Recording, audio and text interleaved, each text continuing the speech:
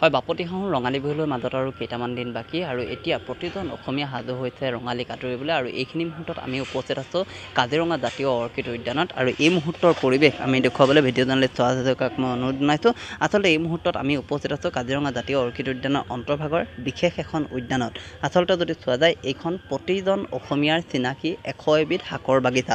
অসমীয়া পৰম্পৰা ৰক্ষা কৰি অৰ্কিড উদ্যান কৰ্তৃপক্ষই সাজিছে এইখন উদ্যান। লগতে 100 এবিধ শাক নৱপ্ৰজন্মক চিনাকি কৰাই দিয়াৰ উদ্দেশ্য আছিল উদ্যান কৰ্তৃপক্ষৰ। আনহাতে গৰু বিহুৰ দিনা যদি চোৱা যায় 100 এবিধ শাকেৰে এসাঁজ খোৱাটো যিহেতু অসমীয়া জনজীৱনৰ পৰম্পৰা, সেয়েহে বিগত বৰ্ষৰ দৰে এই বৰ্ষতো অৰ্কিড উদ্যানত যি গৰু বিহু সেই গৰু বিহুৰ দিনটোত 100 এবিধ শাকৰ ব্যঞ্জনেৰে পৰ্যটকক আপ্যায়নৰ বাবে সাজু হৈছে কাজিৰঙা জাতীয় অৰ্কিড উদ্যান কৰ্তৃপক্ষ।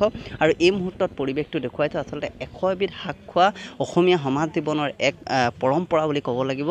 আৰু সেই পৰম্পৰাকে অক্ষুণ্ণ ৰাখি প্ৰতিটো বৰ্ষতে অৰ্কিড উদ্যানত আচলতে গৰু বিহুৰ দিনটোত 100 এবিধ শাকেৰে ব্যঞ্জন তেওঁলোকে ৰন্ধন কৰি পৰ্যটকক আপ্যায়ন কৰে। আৰু এই মুহূৰ্তত এক প্ৰকাৰ সকলো সাজু কৰি তুলিছে। আৰু এটা কথা আমি উল্লেখ কৰিব লাগিব, কেৱল মাত্ৰ ব্যঞ্জন বুলিয়েই নহয়, এই 100 এবিধ শাক আজিৰ দিনটোত যদি চোৱা যায় অসমীয়া যিসকল নৱপ্ৰজন্ম সেই নৱপ্ৰজন্মৰ বাবে চিনাকি নহয়, গতিকে সেইসকলৰ সৈতে চিনাকি কৰাই দিয়াৰ উদ্দেশ্য হাতত লৈ এই যিখন উদ্যান এই উদ্যানখন গঢ় দিছিল অৰ্কিড উদ্যান কৰ্তৃপক্ষই। আৰু এই মুহূৰ্তত অৰ্কিড উদ্যানৰ কৰ্মচাৰী আছে। আমি প্ৰথমতে আপোনাৰ ওচৰলৈ আহিছোঁ, যিহেতু আপুনি এই বাগিচাখনৰ সৈতে জড়িত। ইয়াত কিমান বিধ শাক আছে আৰু এই শাকসমূহ আচলতে বছৰজোৰা আপডালৰ ফলত এটা দিনৰ বাবে আপোনালোকে সাজু কৰে, এই বৰ্ষত ব্যঞ্জন তৈয়াৰ হ'বনে? হ'ব নিশ্চয় হ'ব। ইয়াত 100 এবিধ শাক আছে। পূৰ্বৰ দিনত 600 বছৰ আগৰ আহোমসকলেও খোৱা শাকখিনি, এইখিনি আমি পৰ্যটকসকলক যেনে তেনে জীয়াই কৰি ৰাখি আৰু এই বিহু আহি আছে, বিহুত আমি খুৱাবৰ কাৰণে সাজু হৈ আছোঁ। এইখিনি গোটেই শাকবোৰ আছে ইয়াত উৎপন্ন কৰি পেলাই থোৱা হৈছে, বছৰত এবাৰ বনোৱা যাব। কি আছে ইয়াত?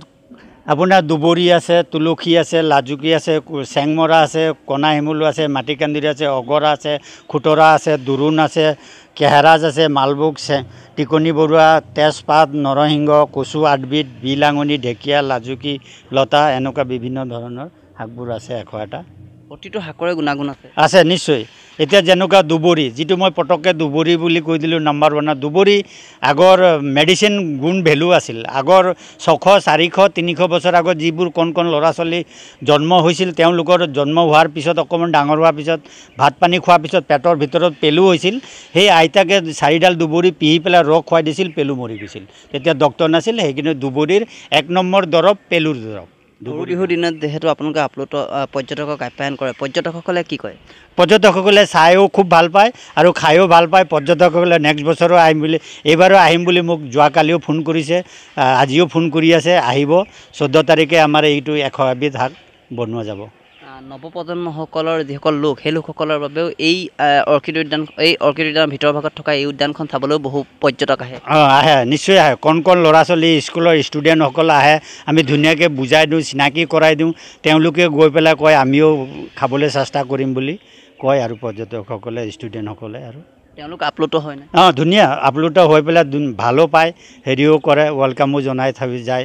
আপোনালোকে বহুত কষ্ট মষ্টৰে জীয়াই ৰাখিছে, এইটো হেৰাই যোৱা বস্তুখিনি আপোনালোকে জীয়াই থৈছে বুলি কটনৰ হওক বা স্কুলৰ ষ্টুডেণ্ট ল'ৰা ছোৱালীয়ে আমি গাইড হয়, আমাক বিৰাট শুশ্ৰূষা কৰি হেৰি কৰি থৈ যায় আৰু ভাল জীয়াই ৰাখিছে বুলি। এটা বছৰ আপডালৰ ফলত এটা দিনৰ বাবে আপোনালোকে এই ব্যঞ্জন তেওঁলোকক ৰন্ধন কৰিবলৈ যিহেতু ৰন্ধন কৰি আপ্যায়ন কৰে পৰ্যটকক, যথেষ্ট কষ্ট বহুত কষ্ট হয় আমাৰ। এতিয়া ইয়াক কিমান এবছৰ দিন জীয়াই ৰখাটো বহুত কষ্ট হয়। গোবৰ পানী দিয়া বনবোৰ বাচিব লগা হয়, কষ্টৰ ফলৰে এইটো আমি 14 তাৰিখে ইয়াৰ হেৰিবোৰ আমি ভাবটো ভাল পাম আৰু।